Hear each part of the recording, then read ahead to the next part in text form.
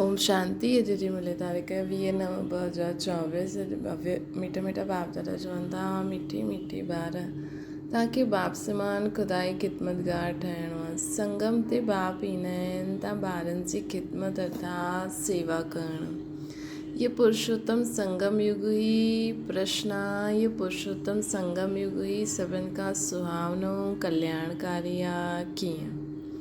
उत्तर आहे, हिन समय तव्हां ॿार स्त्री ऐं पुरुष ॿई ही उत्तम ठहींदा आहियो। ये संगम युग आहे ही कलयुग अंत ऐं सत्युग आदि जे विच जो समय। हिन समय ही बाप तव्हां ॿारनि जे लाइ ईश्वरी यूनिवर्सिटी खोलंदा आहिनि, जाते तव्हां मनुष्य खां देवता ठहींदा आहियो। अहिड़ी यूनिवर्सिटी सॼे कल्प में कॾहिं न हूंदी, जाते ॿार अची करे मनुष्य खां देवता ठहनि। इन समय सभिनि जी सदगति थींदी आहे। इन समय ही सभिनि जी सदगति थींदी आहे। ओम शांति।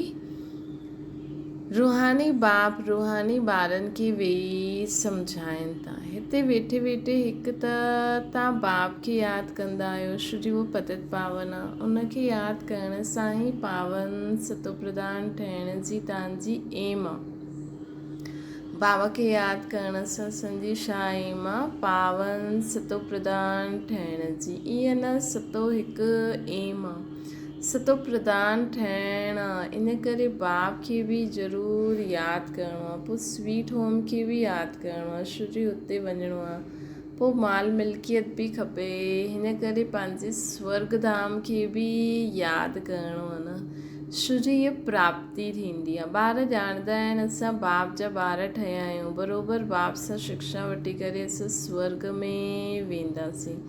नंबरवार पुरुषार्थ अनुसार असां स्वर्ग में वेंदासीं। बाक़ी जो बि जीव जी आत्मायूं आहिनि उहे शांति धाम में हली वेंदियूं। घर त ज़रूरु सभिनि खे वञिणो ई आहे। ॿारनि खे मालूम थियो हाणे आहे रावण राज्य, इन जी भेट में सत्युग खे पोइ नाम ॾेई छॾियो आहे राम राज्य। 2 कलाक कम थी वेंदियूं आहिनि न। उनखे सूर्यवंशी, उनखे चंद्रवंशी चइबो आहे। जीअं क्रिश्चन जी डिनाइस्टी हिकु ई हलंदी आहे, उअं ई इहा हिकु ई डिनाइस्टी आहे, परंतु उन में बि सूर्यवंशी चंद्रवंशी आहे। इहे ॻाल्हियूं कोई बि शास्त्रनि में न आहे। बाप बि सम्झाईंदा आहिनि, जंहिंखे ई ज्ञान अथवा नॉलेज चइबो आहे।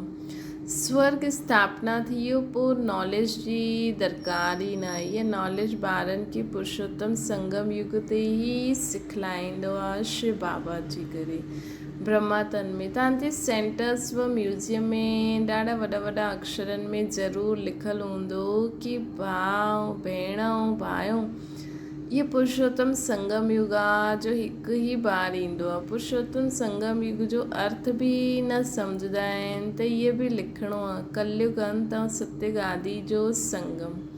त संगम युग सभिनि खां सुहावनो आहे, कल्याणकारी थी वेंदो आहे न, छो जे हिन समय बाबा परमधाम खां हिन सृष्टि ते ईंदा आहिनि।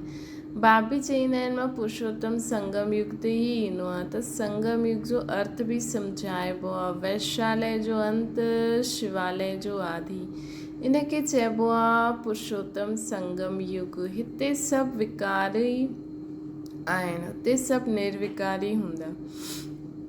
त ज़रूरु उत्तम त निर्विकारी खे चईंदासीं न। पुरुष ऐं स्त्री ॿई उत्तम ठहींदा आहिनि, इन करे नाम आहे पुरुषोत्तम। इन ॻाल्हियुनि खे बाप ऐं ॿारनि जे सवाइ ॿियो कोई कंहिंखे पतो ई न आहे कि संगम युग आहे। कंहिंजे ख़्याल में न ईंदो आहे कि पुरुषोत्तम संगम युग कॾहिं हूंदो आहे।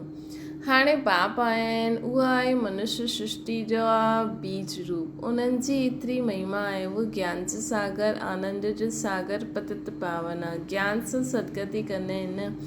ईअं तव्हां कॾहिं न चईंदव कि भक्ति सां सदगति थींदी आहे। ज्ञान सां सदगति थींदी आहे न, ऐं सदगति आहे ई सतयुग में।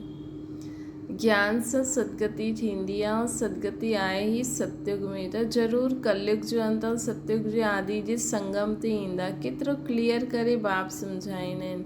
नया बि ईंदा आहिनि, हूबहू जीअं कल्प कल्प आया आहिनि, ईंदा ई रहंदा आहिनि। राजधानीअ जी स्थापना थींदी ई रहंदी आहे। ॿारनि खे मालूम आहे असां ख़ुदा जी ख़िदमतगार सच्चा ठहिया। हिक खे थोरी पढ़ाईंदा, हिकु पढ़ंदो आहे, पोइ हिननि द्वारा तव्हां पढ़ी करे ॿियनि खे पढ़ाईंदा आहियो। हिन करे हिते इहा वॾी यूनिवर्सिटी खोलणी पवंदी आहे। सॼी दुनिया में ॿियो कोई यूनिवर्सिटी आहे न कोई दुनिया में ॼाणंदो आहे कि ईश्वरीय यूनिवर्सिटी बि थींदी आहे। हाणे तव्हां ॿार ॼाणंदा आहियो गीता जो भॻवानु शिव अची करे यूनिवर्सिटी खोलंदा आहिनि। असां कहिड़ी वॾी यूनिवर्सिटी में पढ़ूं था, फ्री ऑफ कॉस्ट। नई दुनिया जो मालिक देवी देवता ठाहींदा आहिनि। हिन समय आत्मा जो तमो प्रधान ठही वई आहे, पोइ हुनखे सतो प्रधान ठहिणो ई आहे। हिन समय सभु तमो प्रधान आहिनि। भल कई कुमार बि पवित्र रहंदा आहिनि, कुमारियूं बि पवित्र रहंदा आहिनि, सन्यासी बि पवित्र रहंदा आहिनि, परंतु अॼुकल्ह उहा पवित्रता न आहे। मतिलबु अज्ञान काल में बि कई माण्हू पवित्र रहंदा आहिनि, परंतु अॼुकल्ह उहा पवित्रता न आहे। पहिरियों जॾहिं आत्मायूं ईंदियूं आहिनि त उहे पवित्र रहंदियूं आहिनि, पोइ अपवित्र थी वेंदियूं आहिनि। छो जी तव्हां ॼाणंदा आहियो सतो प्रधान सतो रजो तमो में सभिनि खे पास थियणो ई आहे। अंत में सभु तमो प्रधान थी वेंदा। हाणे बाप सम्मुख वेही सम्झाईंदा आहिनि, इहे झाड़ तमो प्रधान जर्जड़ीभूत अवस्था खे पाइजी वियो आहे, पुराणो थी वियो आहे न, त ज़रूरु इन जो विनाश थियणो खपे। हिन पुराणे झाड़ जो विनाश थियणो खपे। इहे वैराइटी धर्मनि जो झाड़ आहे, इन करे इनखे चइबो आहे विराट लीला। केतिरो वॾो बेहद जो झाड़ आहे। उहा त जड़ झाड़ हूंदा आहिनि, त बीज विझ उहो झाड़ निकिरंदो आहे। इहे बि वैराइटी धर्मनि जो वैराइटी चित्र आहे सभु मनुष्य, परंतु उन्हनि में वैराइटी ॾाढी आहे, इन करे इनखे विराट लीला चइबो आहे न। सभु धर्म कीअं नंबरवार ईंदा आहिनि, इहे बि तव्हां ॼाणंदा आहियो। सभिनि खे वञिणो आहे, पोइ अचिणो आहे। इहे ड्रामो जीअं ठहियल ई आहे, सभी धर्म वारनि खे वञिणो आहे, पोइ वरी अचिणो आहे। इहे ड्रामो जीअं ठहियल ई आहे बि कुदरती ड्रामा। कुदरत इहा आहे जो एतिरी नंढी सी आत्मा अथवा परमात्मा में केतिरो पार्ट भरियल आहे। परम आत्मा खे मिलाए करे परमात्मा चइबो आहे। तव्हां हुननि खे बाबा चईंदा आहियो, छो जो उहे सभी आत्माउनि खां सभी आत्माउनि जो उहो सुप्रीम बाप आहे न। ॿार ॼाणंदा आहिनि आत्मा ई सॼो पाठ वॼाईंदी आहे। मनुष्य इहे न ॼाणंदा आहिनि, उहे त चई ॾींदा आहिनि आत्मा निर्लेप आहे। उहो त चई ॾींदा आहिनि आत्मा निर्लेप आहे। वास्तव में इहे अक्षर रॉन्ग आहे। इहे बि वॾे वॾे अक्षर में लिखी छॾिणो खपे कि आत्मा निर्लेप न आहे। आत्मा निर्लेप थी वञे त पाप आत्मा पुण्य आत्मा छो चइबो आहे? आत्मा ई जीअं सुठा व बुरा कर्म कंदी आहे त हुनजो फल मिलंदो आहे। सुठे संस्कारनि सां पहिरियों सुठा संस्कार हूंदा आहिनि, पोइ बुरे संस्कारनि सां पतित थी वेंदी आहे, तॾहिं त देवताउनि जे अॻियां वञी करे उन्हनि जी महिमा ॻाईंदा आहिनि। हाणे तव्हांखे 84 जन्मनि जो पतो पियो आहे, ॿियो कोई बि मनुष्य न ॼाणंदा आहिनि। तव्हां हुननि खे 84 जन्म सिद्ध करे बतलाए सघंदा आहियो, बतलाईंदा आहियो त चईंदा आहिनि छा शास्त्र सभु झूठा आहिनि? अगरि असां उन्हनि खे 84 जन्म सिद्ध करे बतलाईंदा आहिनि त पुछंदा आहिनि छा शास्त्र सभु झूठा आहिनि? छो जो ॿुधो आहे मनुष्य 84 लाख योनियूं में जन्म वठंदा आहिनि। हाणे बाप सम्झाईंदा आहिनि वास्तव में सर्वशास्त्रमणि शिरोमणि आहे ई गीता। बाप हाणे असांखे राजयोग सिखलाइनि था, जो 5000 वर्ष पहिरियों बि सिखलायो हुई बाबा असांखे। 5000 वर्ष पहिरियों बि राजयोग सिखलायो हुई। तव्हां ॼाणंदा आहियो सभु पवित्र हुयासीं, पवित्र ग्रस्त धर्म हुयो। हाणे इन्हनि खे धर्म न चईंदासीं, अधर्मी ठही आहिनि, अर्थात विकारी ठही आहिनि। हिन खेल खे खेल जो तव्हां ॿार हिन खेल खे तव्हां ॿार सम्झी विया। इहो बेहद जो ड्रामो आहे जो हर 5000 वर्ष पोइ रिपीट थींदो ई रहंदो आहे। इहो बेहद जो ड्रामो आहे जो हर 5000 वर्ष रिपीट थींदो ई रहंदो आहे। लाखों वर्ष जी ॻाल्हि त कोई सम्झी बि न सघे। इहा त जीअं कल्ह जी ई ॻाल्हि आहे। बाबा चवंदा आहिनि लाखों वर्ष जी ॻाल्हि त कोई सम्झी न सघे। इहा त जीअं कल्ह जी ई ॻाल्हि आहे। किथे 5000 साल, किथे लाखों वर्ष। त लाखों वर्ष जे हिसाब सां 5000 त जीअं कल्ह जी ॻाल्हि आहे न। तव्हां शिवालय में हुयो, अॼु वैशालय में आयो, पोइ कल्ह वरी असां शिवालय में वेंदासीं। सत्य खे चइबो आहे शिवालय, त्रेता खे सेमी। एतिरा वर्ष किथे उते रहंदासीं। पुनर्जन्म में त अचिणो ई आहे। हिनखे चइबो आहे रावण राज्य। तव्हां अधु कलाक पोइ पते ठहिया आहियो। हाणे बाप चवंदा आहिनि गृहस्थ व्यवहार में रहंदे कमल फूल समान पवित्र ठहो। हाणे बाबा चवंदा आहिनि गृहस्थ व्यवहार में रहंदे कमल फूल समान पवित्र रहो। कुमार कुमारियूं त आहिनि ई पवित्र, है न। कुमार कुमारियूं त आहिनि ई पवित्र। उन्हनि खे पोइ सम्झाइबो आहे ईअं गृहस्थ में पोइ वञिणो न आहे, जो पोइ पवित्र थियण जो पुरुषार्थ करो न। अॼुकल्ह त वैसे ई सभु अकेला रहणु पसंदि था करनि। भगवान वाच्य आहे कि पावन ठहो। तव्हां बेहद जे भाव जो मञिणो पए न। गृहस्थ व्यवहार में रहंदे कमल फूल समान रही सघंदा आहियो। पोइ ॿारनि खे पते ठहिण जी आदत छो विझणी खपे। अगरि गृहस्थ व्यवहार में रही था कमल फूल समान पवित्र रही सघंदा आहियो त पोइ ॿारनि खे पते ठहिण जी आदत न विझणी खपे न। हिकदमि अपवित्रता जी अविद्या ई थी वञे, है न। अहिड़ी स्थिति असांखे हाणे धारण करणी आहे। जबकि बाप 21 जन्मनि जे लाइ पते थियण सां बचाईंदा आहिनि। हिन में लोक लाज कुल मर्यादा खे बि छॾिणो पए। इहा आहे बेहद जी ॻाल्हि। बैचलर्स कुमार त सभु धर्मनि में ॾाढा रहंदा आहिनि, परंतु सेफ्टी सां रहणु ज़रूरु मुश्किल हूंदो आहे। पोइ बि रावण राज्य में रहंदा आहिनि न। त किथे कंहिंजी नज़र हली वेंदी आहे, कॾहिं कंहिंजी ख़ुदि जी नज़र हली वेंदी आहे। जीअं ब्रह्मा बाबा ॿुधाईंदा हुया न, मां चईंदो हुअमि मां शादी न कंदमि, लेकिन बाइस्कोप ॾिठो त संकल्प उत्पन्न थियण लॻी आहे, है न।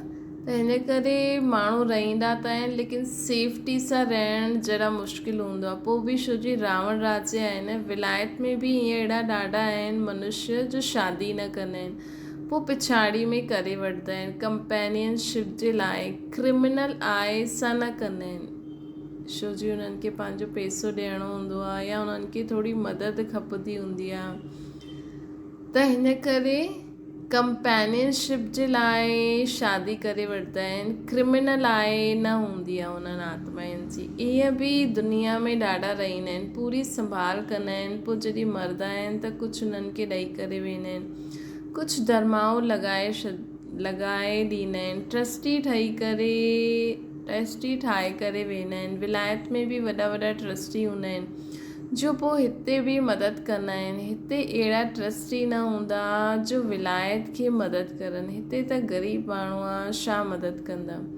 हिते त ॾिसो माण्हू पंहिंजे घर में हिक ॿिए जी नथो मदद करे। अलाए पैसे ऐं चीज़ुनि खे रखी करे छा कंदो, है न। माण्हू हिन समय संबंध का ज़्यादा महत्व पैसे के ॾिए थो, है न। तॾहिं त घर घर में माण्हू एॾा दुखी परेशान आहिनि। छो जे अकेली आत्मा छा कंदी न। भॻवान सां बि न जुड़नि, विनाशी चीज़ुनि सां जुड़नि त दुख ई दुख आहे न। हुते त उन्हनि वटि पैसा ॾाढा आहिनि। भारत त ग़रीब आहे न। भारतवासियुनि जी छा हालति आहे। भारत केतिरो सिरताज हुयो।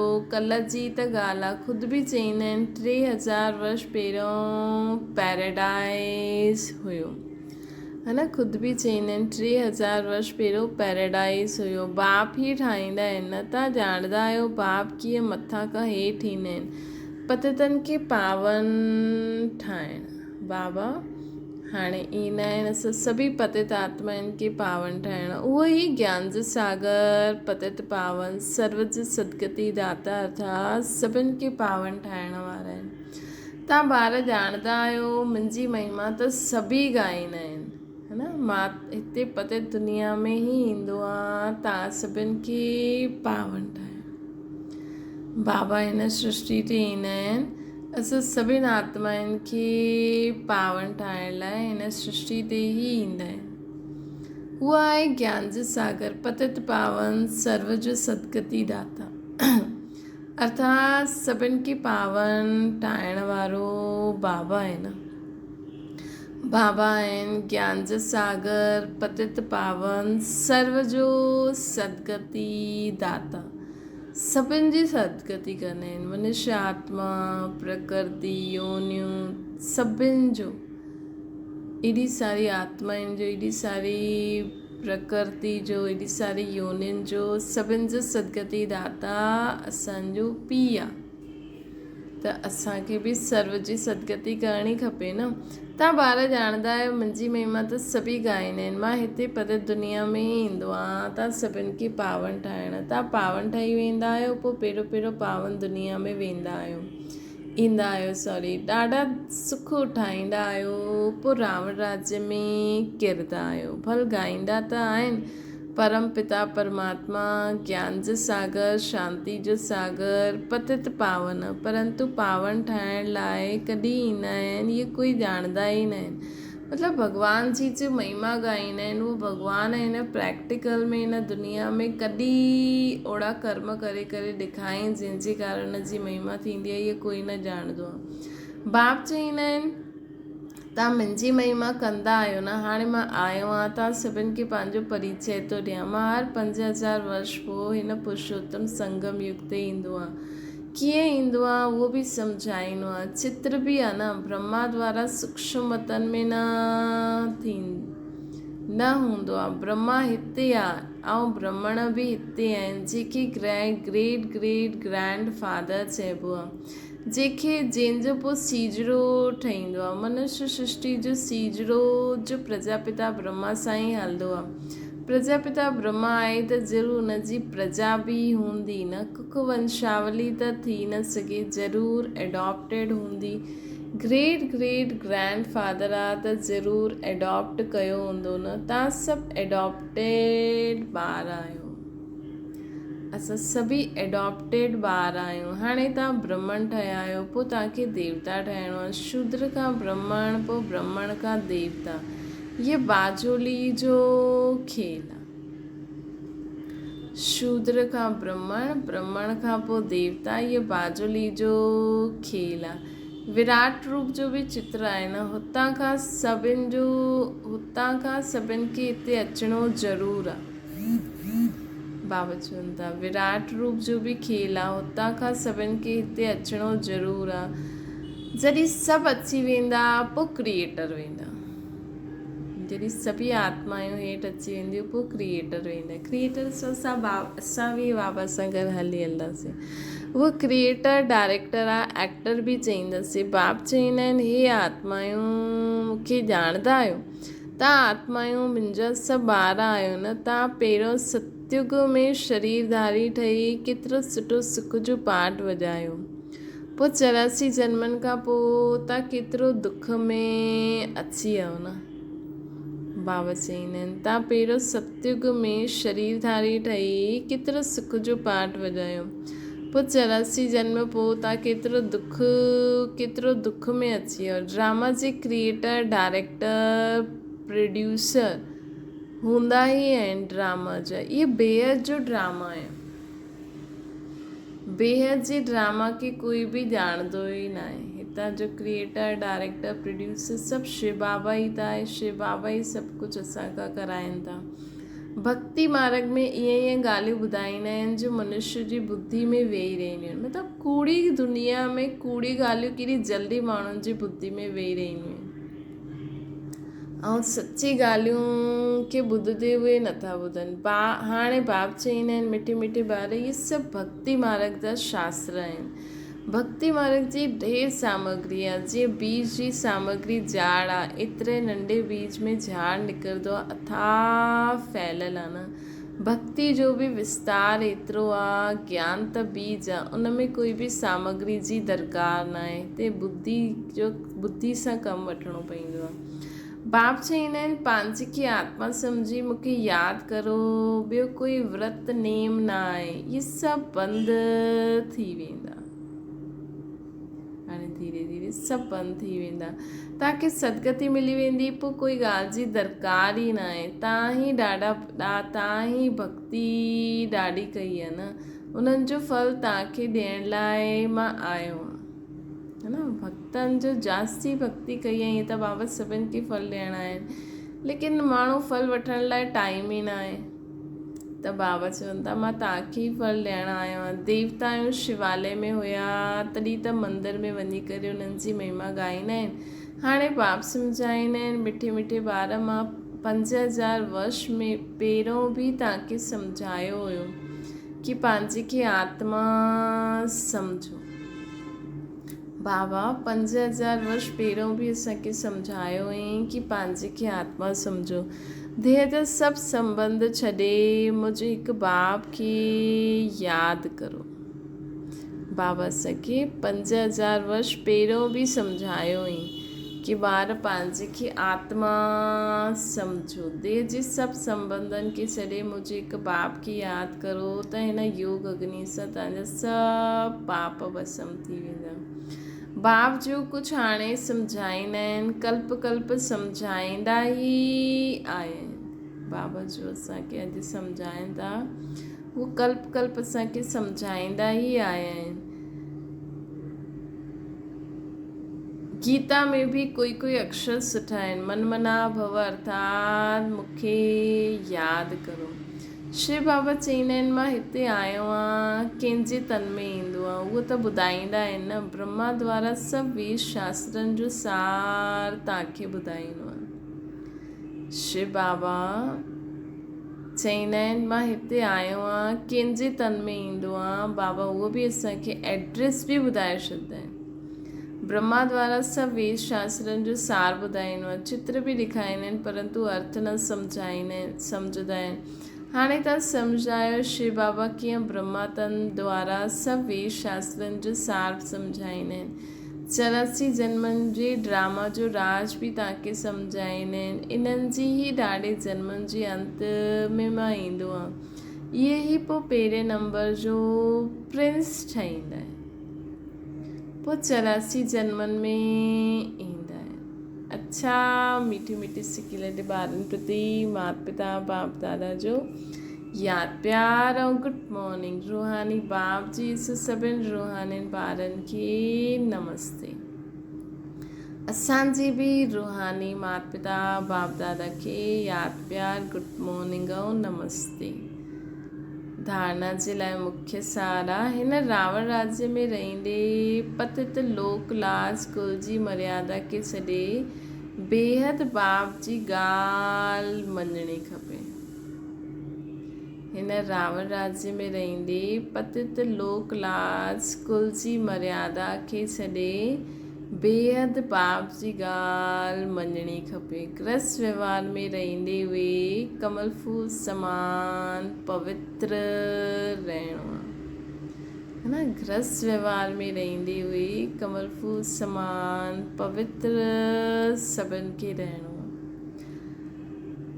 सभिनि खे पवित्रता धारण अगरि पूरी दुनिया हाणे करे वठे त दुनिया केॾी सुठी थी वेंदी। ॿियो आहे हिन वैराइटी विराट लीला खे सुठी रीति सम्झणो आहे। इन में पाठ वॼाइण वारी आत्मा निर्लेप न आहे, सुठा बुरा कर्म कंदी आहे, उनजो फल पाईंदी आहे। इन राज खे सम्झी करे ई सदा श्रेष्ठ कर्म करो।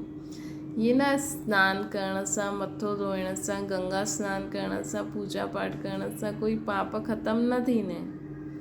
जेसिताईं आत्मा सम्झी करे परमात्मा खे न यादि कंदासीं तेसिताईं पाप ख़तमु न थींदा, है न। हुनजो प्रूफ आहे कि दुनिया में एॾी भक्ति पाठ पूजा थींदे हुए बि माण्हुनि जा पाप छो था ख़तमु थियनि। वरदान बाप जे संस्कारनि खे पंहिंजे ओरिजिनल संस्कार ठाहिण वारा शुभ भावना शुभकामनाधारी ठहो। हाणे ताईं कई ॿारनि जे में फीलिंग जा किनारो करण जा परचिंतन करण जा ॿुधण जा भिन्न भिन्न संस्कार आहिनि, जेके चई ॾींदा आहिनि कि छा करा, इहे मुंहिंजो संस्कार आहे। मुंहिंजो संस्कार न आहे, रावण जो संस्कार आहे। त अॼु हिन बार सचो सचो दशहरो मल्हाए छॾियो। रावण जो अंश वंश सहित सब समाप्त करे छॾियो, है न। मन में कोई भी ये संकल्प न रहे अहिड़ो जो बाबा जहिड़ो न हुजे। बाबा जहिड़ो ई संकल्प असांजे मन में हुजणो खपे। बाक़ी सब संकल्प हिकदमि मन खां निकिरी वञनि, मन खे टच बि न करनि। असांजी बुद्धि में सिवाय बाबा जी श्रीमत जी हिकु ॻाल्हि बि न हुजे। असांजा संस्कार सिर्फ़ु बाप समान, मां आत्मा बाप समान आहियां, है न। ॾिसो सभिनि खे जो बि आत्मा जी पुरुषारत कंदियूं, जो बि बाप समान ठहींदियूं, नंबरवार ठहींदियूं ई आहिनि। छो जो सभिनि खे सतो प्रधान ठहिणो ई आहे। जंहिं हिसाब सां सभिनि जा संस्कार बाप समान ठहींदा, उन हिसाब सां सभिनि में चमक ईंदी। चमकीली ड्रेस उन हिसाब सां पाईंदा। त हीअ रावण जी चीज़ आहे, मुंहिंजी न आहे। लेकिन जो बाप जा संस्कार आहिनि उहे असां ब्राह्मणनि जा ओरिजिनल संस्कार आहिनि। कल्ह बि बाबा असांखे संस्कारनि जे लाइ वरदान ॾिनई। उहे संस्कार आहिनि विश्व कल्याणकारी शुभ चिंतन धारी, सभिनि जे प्रति शुभ भावना शुभकामना धारी, है न। कोई बि कीअं चए फलानो अहिड़ो आहे अहिड़ो आहे, सभु बाप समान हाणे थी वञनि, सभु बाप समान थी वेंदा। मन में तव्हां इहो ई संकल्प करो, बसि हुन जे लाइ चिंता न करो कीअं थींदो छा थींदो, ॿुधे न थी, सभु बाप समान थी वेंदा, हाणे थी वेंदा। त सदा यादि रखो, जो जीअं बाप जो मन उहो मुंहिंजो मन, जीअं बाप जी बुद्धि उहो मुंहिंजी बुद्धि, जीअं बाप जा संस्कार उहो मुंहिंजा संस्कार। स्लोगन आहे, जंहिंमें समृद्धि आहे उहे सर्व शक्तियुनि जे खज़ाने जा अधिकारी आहिनि, है न। जंहिंमें समृद्धि आहे, जंहिंमें शक्तिशाली शक्ति, मां कल्ह बाबा चई न, मास्टर सर्वशक्तिवान सां दृढ़ संकल्प करे सर्व समस्याउनि खे पार करो। त जंहिंमें शक्ति समृद्धि मतिलबु शक्ति आहे, उहो ई सर्व शक्तियुनि जे खज़ाननि जे अधिकारी आहिनि। मतिलबु पंहिंजे अंदरि उहो सर्व शक्ति धारण करण जी शक्ति बि हुजणी खपे। त जंहिंमें समृद्धि आहे उहो ई सर्व शक्तियुनि जे खज़ाननि जा अधिकारी आहिनि। अच्छा, ओम शांति। बाबा खे यादि करो।